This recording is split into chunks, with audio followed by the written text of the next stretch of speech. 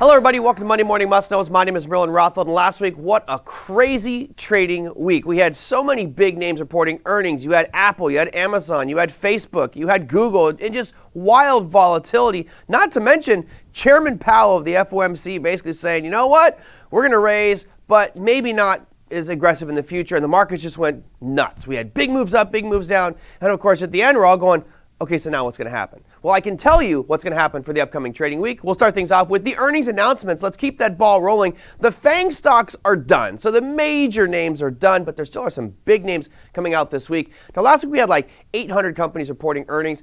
This time, 1,500 plus. It's a doozy. We'll start things off on Monday with Activision, Mosaic, and Transocean Energy. Tuesday brings us AMD, BP, PayPal, Caterpillar, Gilead Scientific, Starbucks, and EA Sports, or Electronic Arts.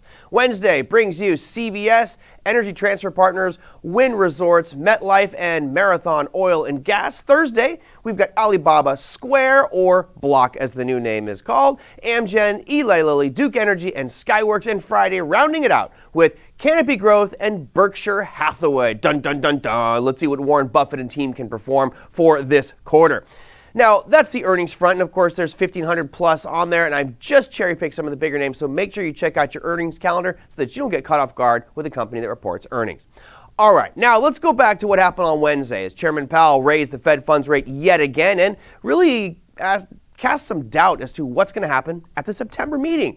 Well, what we do know is other central banks are also following the suit from the U.S., which is let's raise rates, right? Let's fight inflation. So let's look at two more that are going to be reporting this week. You can see starting off on Tuesday, the Reserve Bank of Australia will be raising an anticipated 50 basis points. Now, they are currently at 1.35%. What's important there is just a couple of months ago, they were at 0.1%. So they have been aggressively raising in Australia. Right now, the expectation is they're going to jump from 1.35% up to 1.85% at this next meeting Tuesday. That's just after midnight Eastern Standard Time. Now, the second one is the Bank of England. Now, they are also aggressively raising. They are currently at 1.25%. The expectation for Thursday's announcement is a raise of 50 basis points, which would bring their rate up to 1.75, and that will happen Thursday at 7 a.m. Eastern Standard Time. Now, this is important because obviously raising rates is going to have a huge impact on their economies and their currency. We've seen some significant slides in these currencies, the British pound, the euro, Australian dollar, all struggling, and this may actually help them out a little bit with their currencies. So you Forex traders, you got a lot of fun stuff to pay attention to for the upcoming trading week. Now, on that Wednesday meeting with Jerome Powell last week, we also heard him kind of hang his hat on one major factor. People kept grilling him. Are we in a recession? This is the second consecutive quarter we're going to get negative GDP. And he's like, well, it looks like we're going to be okay with GDP. And lo and behold, on Thursday of last week, we got a negative 0.9% GDP reading, which means 2 consecutive quarters of negative GDP. Recession. But Jerome Powell will probably squash that going forward. He did say, however, that the jobs market was very strong. And it's like the last saving grace for the FOMC right now is hanging on to jobs because you got 3.6% unemployment. Now, if unemployment starts to rise and we see issues in the labor market, he said we have a strong labor market. Well, what if we start to see some weaknesses? We're already hearing about layoffs for a lot of major companies and slight ticks up in some of the unemployment data. Well, lo and behold, the deluge will begin as we look at jobs data for the upcoming week, and there is a lot of it. Let's start things off early in the week. We're going to start off on Tuesday at 10 a.m. Eastern Standard Time with the JOLTS job openings. Unemployment claims will be on Thursday. Now, they're expecting actually a contraction in unemployment claims, meaning a decline, which would obviously be positive for market. That's going to be Thursday at 8:30 a.m. Eastern Standard Time. And then on Friday are the double doozies here. Non-farm employment change is at 8:30 a.m. Eastern Standard Time. That is 1 hour before the market opens.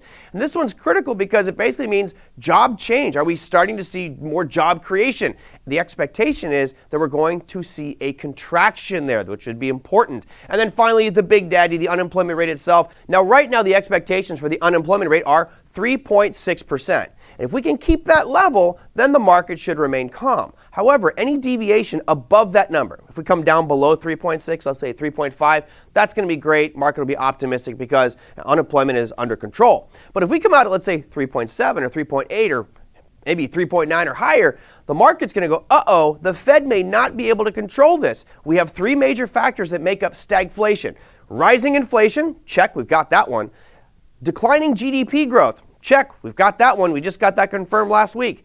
And finally, if we get rising unemployment, stagflation starts to become the topic du jour, and that may become the issue. Stagflation is a very difficult situation for an economy to get out of.